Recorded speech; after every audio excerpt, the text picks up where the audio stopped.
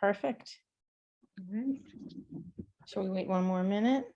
Yeah, well, I'd say wait another minute. Okay.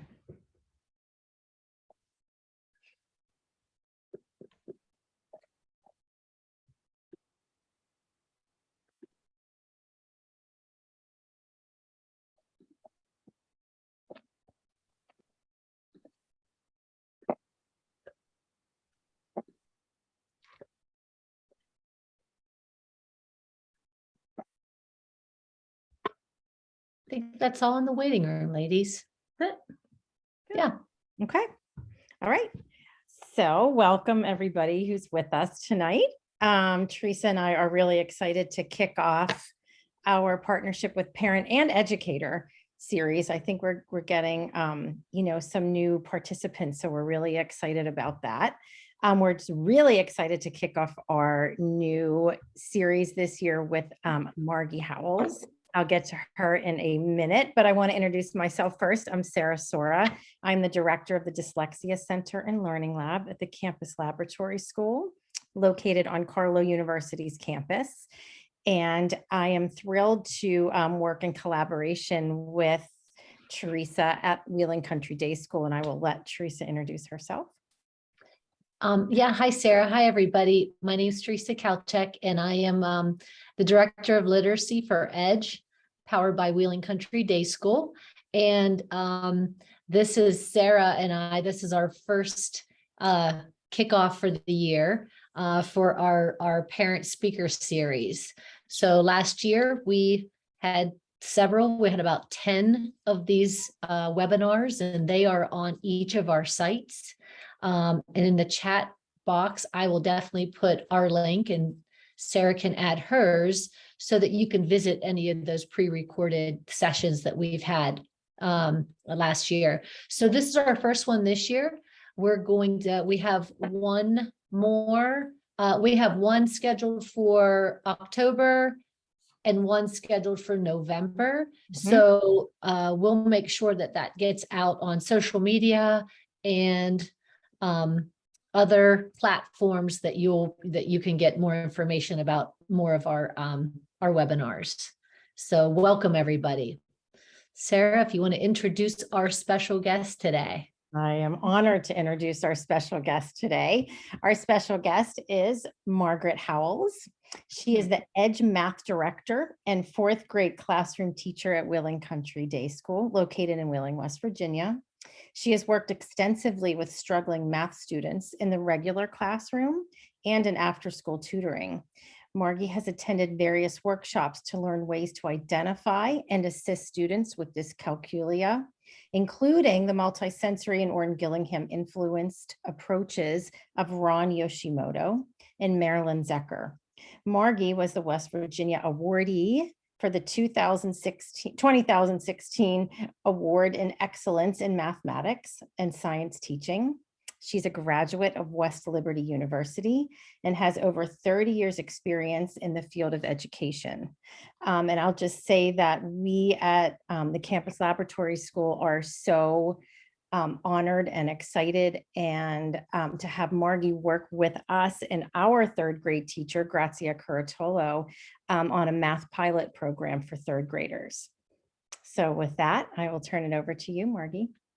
Well, hello there, and thank you for that introduction. That was very nice. Good evening, everybody. I'm really happy that you joined us tonight, and I'm really excited to share with you everything that we've been doing at Wheeling Country Day School through our EDGE program to develop a structured math curriculum. I've put together a slide deck that I'd like to share with you that I can kind of walk you through our program and what we've been doing. So let me start that.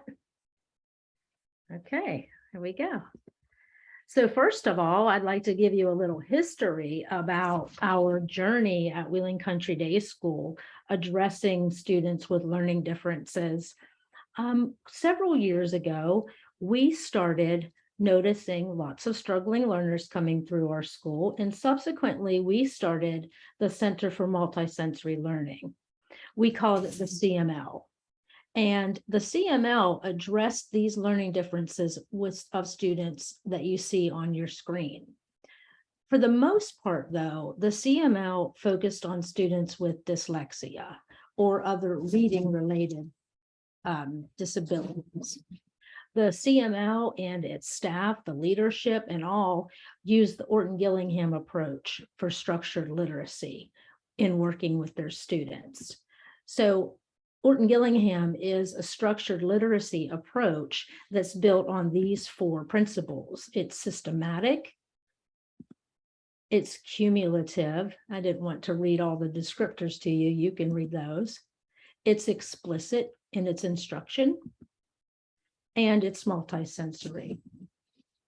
OG was not only used in the CML, but in our classrooms as well. We as classroom teachers, myself included, attended training sessions where we learned to use this structured literacy approach in our regular classroom, and it became part of our literacy curriculum.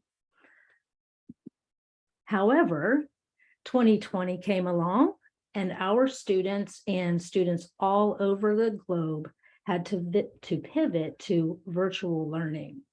At WCDS, we were pretty much able to seamlessly become teachers over the internet or virtual learning. But there were some problems, there were glitches, but we came through it finding that we had strengths we didn't know we had. We navigated this new landscape, and additionally, we took on a new challenge to teach and learn with students not in our classrooms and not even in our community. We embarked on an out-of-school time virtual teaching model, beginning with a partnership with the Boys and Girls Club in Benton Harbor, Michigan. This is a photo of one of our tutors with a student from Benton Harbor. And you can see that our motto is still teach differently, teach fearlessly, learn differently, learn fearlessly. So we were all afraid. Everyone was afraid when we had to become virtual teachers. We didn't know exactly how to pull this off, but we came up with that fearless mindset. So our tutoring with the school focused on literacy skills. And soon we began asking, what about math? In my 30 years of teaching, I've always had a heart for struggling students, and particularly math students. In my after-school tutoring and in my classrooms, I was always on the lookout for ideas and techniques and curricula and things like that that I could use to help my students become fluent with math, but also to see math in a different way. So I was on a quest to learn about different resources, and I was joined by my colleagues. Several of us went off and studied in the multisensory techniques like Sarah mentioned with Ron Yoshimoto and Marilyn Zecker. And along the way, we learned lots of things. One of the things I learned was about dyscalculia. I also learned how to pronounce it. It's a difficult one.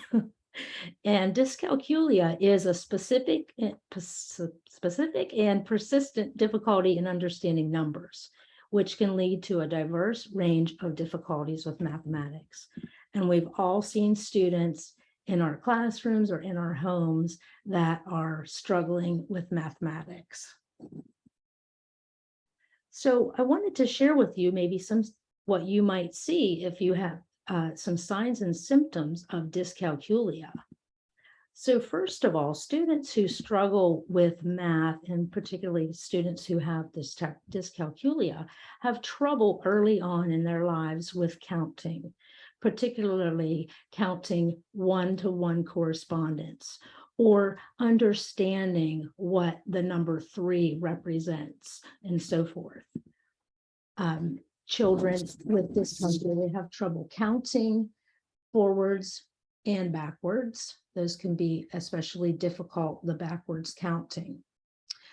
Also, students with dyscalculia have some trouble distinguishing between quantities for symbols. For instance, the number 6 and the number 9, which is greater, which is less than.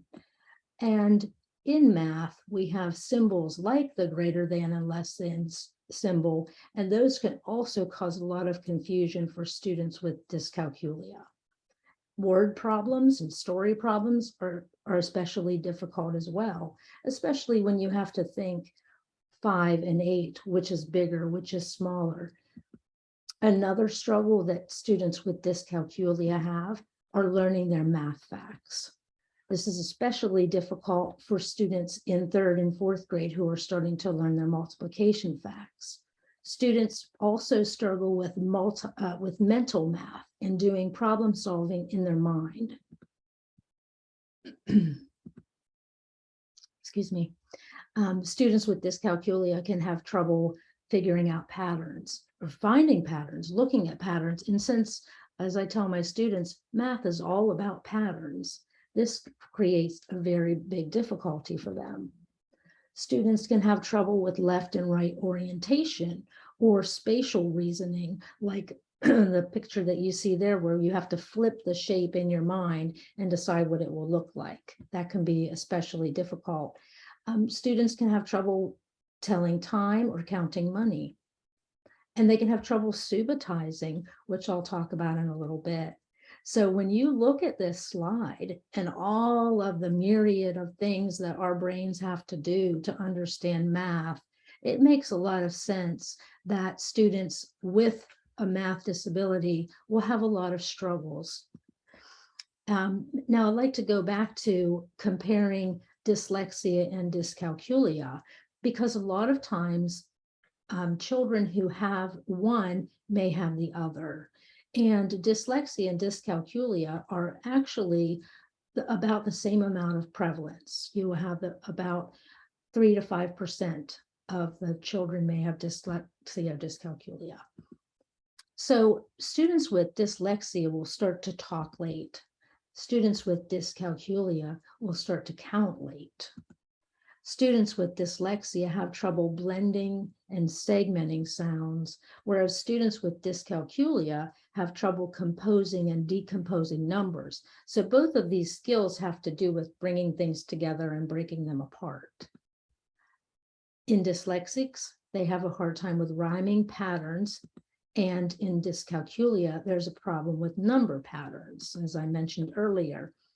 Dyslexics read letter by letter or word by word, and dyscalculics will count tally marks by one very slowly, both of these having to do with being able to see a larger chunk together and bring meaning out of it. They forget sight words. They forget math facts. These students struggle with grammar. These students struggle with algorithms, such as processes used in multiplication, or in addition with regrouping, or subtraction with regrouping, remembering that process of how to solve that problem and how to go through the process. Dyslexics can copy letters out of order, and dyscalculics can copy numbers out of order. Dyslexics can forget dates, names, and addresses, and dyscalculics can forget logins, numbers, and deadlines. So I thought this was an interesting graphic to show. Well, here we are now. Now we are starting on this new fearless journey. We are embarking on developing, and we're currently piloting our structure math counterpart. We're working on building this so that we can use it in out of school time tutoring, as well as in school-based tutoring. And the photo that you see on the screen is a picture of some of the students that I work with at the Carlo Lab School. We work twice a week, and we do this over the computer, so it's a virtual delivery. So when I was given the charge to lead this and try to come together with building a structured math curriculum, I felt like this octopus. I had all of these different things that I had learned and best practices that I had read about and studied. And I was trying to figure out, how can we pull this all together to make something that's structured for children and for teachers to be able to deliver. So my colleague, Laura Demarest, and I got together and we talked a lot about how should we begin. And we decided we've got to stick with the structured literacy approach. We've got to stick with this structured approach and use the systematic, the cumulative, the explicit, and the multisensory when we build our curriculum. We also decided that we've got to put the principles into practice. So we have to incorporate visual, auditory, and tactile elements into our lessons. And we have to build starting at the concrete level, then the representational, and finally to the abstract when we teach our students. We came up with some goals. We had 6 goals. We want to build number sense and math fact fluency. That's the first one and the most important one, I believe. We want to use auditory, visual, and tactile elements in our lessons. We want to teach math processes explicitly through direct instruction. And we want to work on grade level skills so students gain confidence in the classroom. I always had a heart for students who didn't feel confident in the math classroom. So I wanted, and Laura and I talked about this, we wanted those students to get something from our lessons so that when they go back into the classroom, they do have a sense of confidence built in. Another goal was that we wanted to systematically and cumulative review previous skills and introduce new ones. And overall, we wanted to create this so that it could be delivered either over a virtual network or in person. So those were our goals. And we worked together this summer and we started writing the curriculum and we started building student materials. What you see on the screen in front of you is the student materials binder that we took to our 2 schools that we're piloting with. And I'll show you. So every student received a binder, looks like this, and a materials box. And behind me, I have one of the materials that the kids really love. And it looks like an abacus. It's called a reckon rec. And it is from the Dutch language, which means counting rack. So we use this a lot. We've been developing lessons to use that. But I'd like to show you one of our lessons. So here is the beginning of one of our lessons. This is lesson 3 that Laura and I have been working on, and we've actually delivered this lesson. On the first slide, we have notes for the teacher, and you will see that our curriculum has those elements like we set out that we wanted to use. We wanted to use auditory or visual, tactile. We wanted to introduce new material, and we wanted to have the students produce something or practice. Each one of our lessons comes along with a script that tells us, it reminds us when we get into teaching our lesson, how the lesson is to flow. And eventually the idea is that someone else would be able to pick this up and teach this lesson, having the slide deck and then having this lesson outline.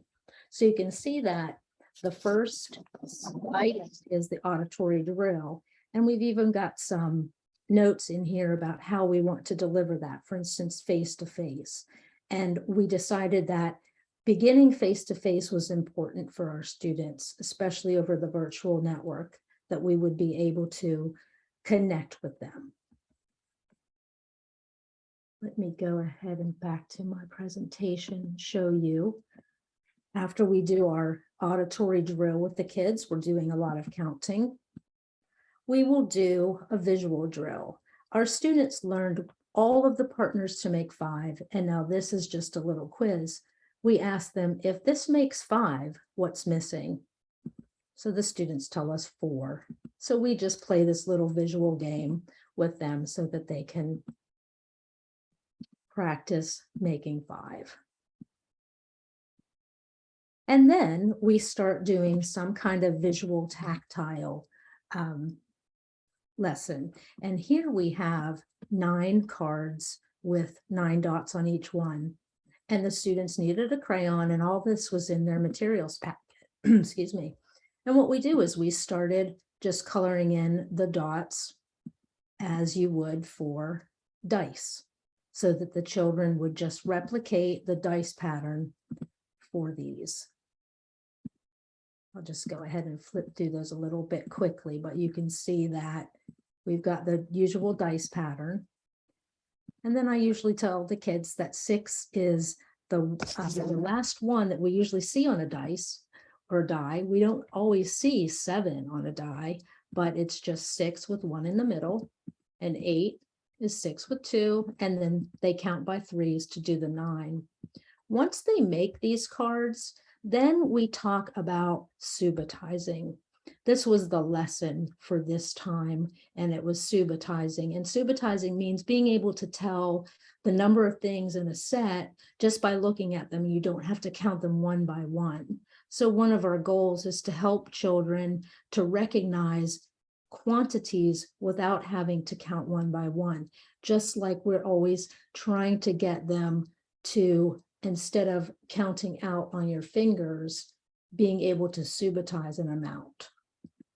So we show the kids that you can subitize, and they tell us, we ask them, how many do you see? And they automatically say 2 and 4 and 3. So I tell them, great job subitizing. And then we talk about how important it is to try this. Oh, no, wrong one. Then we talk about how it's easier to subitize when things are in a pattern, like the dice pattern that you see here, rather than in an array that's not all lined up. And they can still subitize, though. They still are surprised that they're so good at subitizing 5, and then a little mixed up array of 5 as well. And then we talk about when a number is higher than 6, it's a little harder to subitize. When you see a cluster of things higher than 6, it's a little harder. So what you have to do is you have to break apart, subitize and break apart. So for instance, you might see 3 across the top and then 5. So you know 3 and 5 is 8. Or probably easier is telling them to find the 6 and then the 2, and 6 and 2 is 8. I encourage my kids to try subitizing when they go home or go to the soccer field or are sitting down to dinner. Look over your dinner table and see if you can subitize how many cups there are, or how many pairs of shoes are on the floor. And here is how many soccer players are there. And they see right away 3. And here they have to subitize how many soccer players. This is a little bit harder because there's a guy back there that shouldn't be there. So, but we still have 5. And then again, they practice with this picture. And then we talk about subitizing this big group of soccer players. It would be difficult to count those as one big group. But if we divide it in half and we see 4 on this side and 5 on this side, we know we've got 9. So they subitize that. And then we organize and clean up. So that's a rundown of how one of our structured math lessons goes. Let me see, pull you back up here. And I wanted to share that with you so you could see what it looked like. And we deliver our curriculum virtually. And here's some students from Waterville Primary School in Waterville, Ohio. And there's me using my Rec and teaching virtually. And we also deliver in person. And this is my colleague Laura That top row. teaching her. You're gonna show me partners make 10, show me 1 and 9. Just on that top row, show me 1 and 9.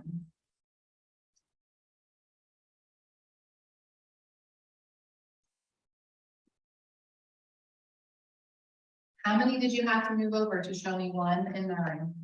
1. Just 1. Well, you can put 9 over, that's fine. There you go. Okay, show me 2 and 8. With only 1 move, show me 2 and 8. 1. There you go. There's just a little clip of Laura doing her thing. Now, how do I get out of it? I didn't think about this part. That top row. Nope. You're gonna show me partners Oh, I make got 10, show me 1 and 9. Just on that top row, show me 1 and 9. My computer is not responding to me clicking the full screen button. Ooh. Technical difficulties. Okay, let me see. That top how- row. Oops, nope. You're gonna show me partners to make. Sorry about that. Little glitch. Okay, so you may have some questions now. You may be thinking, does my child need structured math? Does your child have a persistent difficulty with math, or do they sometimes just struggle with a certain skill? That will be something to consider. Every child learns at their own pace, a different pace. One student may get addition and have trouble with rounding. One student may get subtraction with regrouping, which is difficult, but may fly through fractions. So that's what we want to think about. Is it a persistent difficulty, or is it more or less a skill that they're having trouble with? Can structured math help the children in your care? Structured math can help students build a stronger foundation and more fluent for higher level skills. And then I'd like to just talk a little bit about how can you support your child at home? Get back there. So try this at home. So first of all, practice math facts in fun ways. Make it a game. For instance, you could try this game called Cougar Math. And this is something that we play at school, and we use flashcards. So if you have some flashcards at home, this would work just great. So the reason that we call it Cougar Math is because we are the Wheeling Country Day School Cougars, but you could choose any fast animal. You have your child think about a fast animal, the fastest animal they like, and then a slow animal. So for instance, here's our cougar. And then our slow animal is the sloth. And then we think about an animal that speed is somewhere in between, and we decided on a monkey. So what we try to do here is we encourage the children to know that math fact within 4 seconds. If you hold up that math fact and the student knows it within 4 seconds, that card goes in the cougar pile. If it takes them a little more than 4 seconds, we're going to put it in the monkey pile. And finally, if your student has to maybe even count out the answer on their fingers or something like that, that would be in the sloth pile. And once you go through all the cards, say 10 to 20 cards, you take the cards in the cougar pile and you take them out of the game because your child has shown that they know those cards. And then you go through the ones that are left over, and you do it again for sloth, monkey, and cougar until they actually get all of them out of the deck. So you could start with, like I said, 10 to 20 and work on those for a few nights or a few days until they've been able to successfully cougar out all of those, and then start with a new set of new cards. Another suggestion that I have is to get nosy. And what I mean by that is get nosy into your child's day at school, or what they're doing in school in math. Maybe your child has a textbook that they bring home, or assignments that they bring home, where you can kind of see what they're working on at school, and then use the internet and find different kind of manipulatives that you can use at home. I know it's hard because not all of us are teachers, but I think that looking on the internet, we can find things that we can use in our own homes. For instance, I love the one with the pasta being used for acute and obtuse angles. And then, of course, the plate for fractions. And if your child is working on money at school, maybe try something like the little egg with money inside of it, or just counting money together. Whatever they're doing at school, if you can focus on that at home and just give them, you are a great teacher, because that's your child and you love your child so much that you can reach them and you can explain things to them in ways that they'll understand. So give that a try too.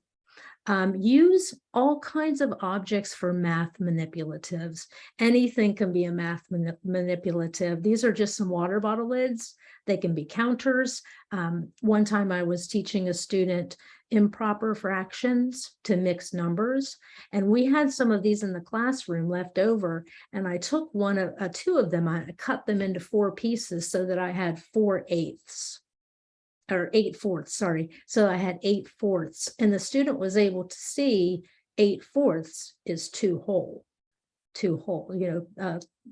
a number 2. So it was just real simple and real quick. And there are just things all around you that you can use with your child. This is a photo of one of our students at school. And on the left are the base 10 blocks, and every school has base 10 blocks, but maybe at home you don't have base 10 blocks, but you have popsicle sticks or something that you can bind together like this little child is doing here. She's got groups of 10 popsicle sticks instead of the base 10 blocks, but it works the same way where she can understand putting those together to make 10 and breaking them apart to make ones. Some children, when they're learning subtraction, need to work the problem out with base 10 blocks or manipulatives at the same time that they do it on paper so that they can see what's happening. For instance, base 10 blocks show the child that you have taken away 1 10, and now you have 13 ones. So they need to see that, but they also need to work it out in writing as well, so they can see it and do it. Playing board games is wonderful. For early childhood children, they learn to subitize. Any young child that's played a lot of board games can look at a dice that has 5 on it and say 5, or look at a 3 and say 3. And then soon they'll start to compose those together, a 5 and a 3. That's always 8. No matter what, because you've learned that from playing the board games. Play card games, such as Go Fish. Now, if you play Go Fish, I recommend not using cards that just have matching pictures, but use real cards so that students start to recognize numbers and quantities, and they start to understand matching and sorting. They've got auditory and memory skills that they're working in there too. Now, for older children, you could bump it up to doubles addition. So not only do I have 6s and I get to lay them down, but I can say 6 + 6 is 12. I can do all of my doubles. And if you use the face cards, you can do all of the doubles up to 13 + 13. For older children, if you really want to give them a boost, have them play for square numbers. So if they get 2 6s, they have to tell that that is 6 times 6 is 36. And instead of asking for do you have a 7? They have to say, do you have the square root of 49? So they get to understand square roots right away, very early on. Play 10s Go Fish. This is a wonderful variation of Go Fish. Knowing the partners to make 10 is so very important for young children. So playing, instead of asking for, do you have a pair? Do you have 2 cards that will make 10? If I have a 2, then I know I need to ask for an 8. So this is another great way to play a game. And then make time in the car count by counting. So spend that time counting with your child. So for instance, some of the easiest counting is where you can do counting by ones. So maybe you leave the house and you count by ones back and forth, 1, 2, or however many people you have in the car. And you say, we're going to count until we get to such and such a landmark. If you don't want to count all the way, if it's a long trip. And then the next day, pick it up from that same number that you left off so that your child has an experience counting into hundreds, 200s, and so forth. So all of that practice is good. And then try doing it backwards. So instead of starting at 1, let's start at 100. And a little bit harder would be to have your child count by 2s, 5s, and 10s, again, forward and backward. And even more challenging would be to have your child start counting by 10s at any number. So say 33. Can you count by 10s starting at 33? So it would be 33, 43, 53, 63. How about backwards? Start at 74, 64, 54. A lot of times children don't realize that they are actually adding 10 and subtracting 10. So you might say to a child, what is 32 plus 10? And they're wanting to count that out instead of thinking it's just one more 10. I'm just going to increase the number in the tens place by 1. And then this is a fun way to practice different ways of counting. It's called cross counting, and it's where you have children, we mix it up. And here's a little video of me doing it with a group of students. So I'll get ready. Have we counted by 1s? Have we counted by 2s? Have we counted by 5s? Yeah. Have we counted by 10s? Yeah. All right, so today I want to mix it up a little bit. And I've got some big cards that I want to hold up. And what's that? Those are big. They are big, aren't they? Like as big as my face. So the first card is an ace, and it stands for 1.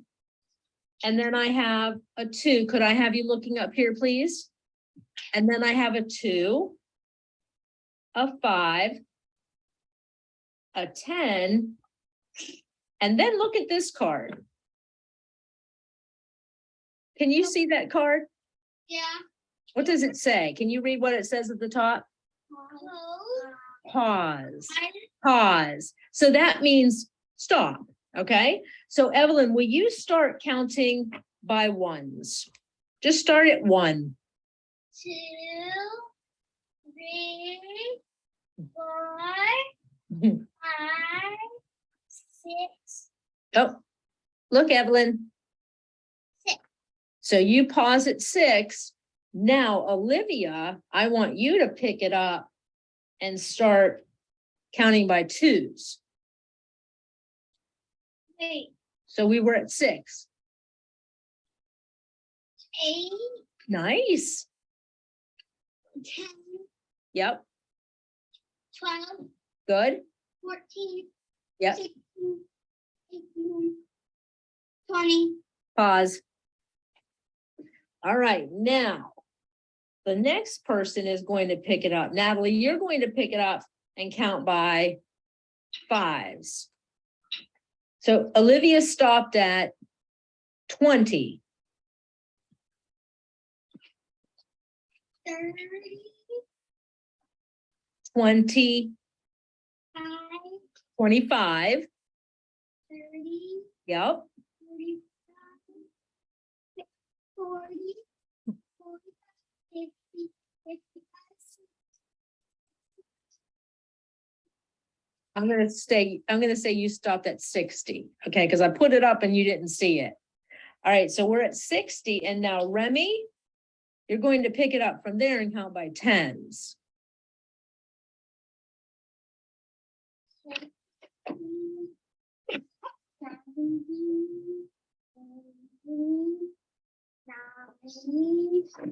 100. Okay. Now, Kason, you're going to pick it up and count backwards by 1s, starting at 100.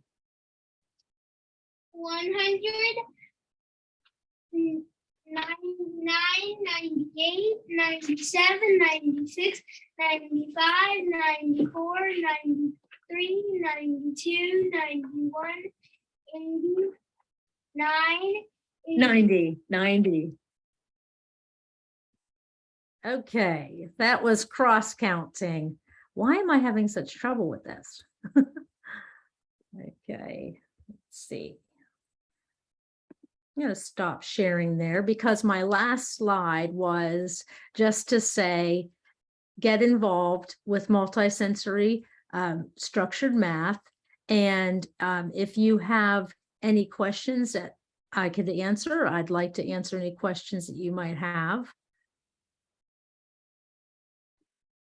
Anybody has any questions or any comments about our structured math?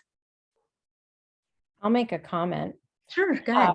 Just having been a tutor of kids with dyslexia for so long, I noticed so many times that I really needed to help them with math. And I really didn't know where to start, but I knew that because the structured reading worked so well, multimodal, the auditory and the tactile, it works so well. I knew that there should be a way to do that with math, but I didn't know how to do it. So I am absolutely blown away and amazed by this.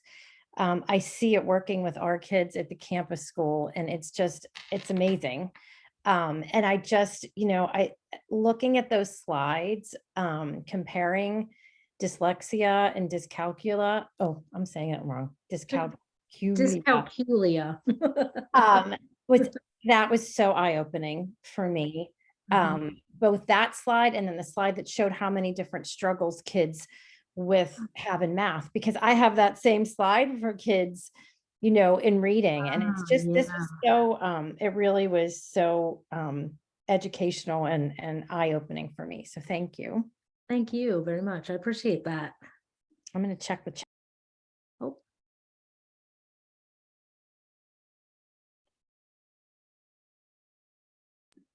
Yeah, Erica said she appreciated the examples and demonstrations because it gave her a better idea about how to help.